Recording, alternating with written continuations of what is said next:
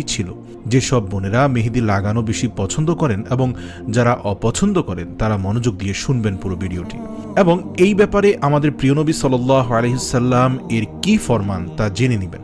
নাপাক অবস্থায় যেমন হায়েজ চলাকালীন সময়ে মেহেদি লাগানো যাবে কিনা, পায়ে মেহেদি লাগানো যাবে কিনা, কোনো অনুষ্ঠান উপলক্ষে কোনো পুরুষ মেহেদি ডিজাইনার দ্বারা মেহেদি লাগানো যাবে কিনা, মেহেদি সাদা সিধা লাগাবেন নাকি ডিজাইন করে লাগাবেন, মেহেদি লাগানোর পর অজু গোসলের হুকুম কি, পুরুষেরা মেহেদি কোথায় লাগাতে পারবেন, কোনো মেহেদি লাগালে অজু হবে কিনা, এসব বিষয় ইনশাআল্লাহ বিস্তারিত আলোচনা করার চেষ্টা করব।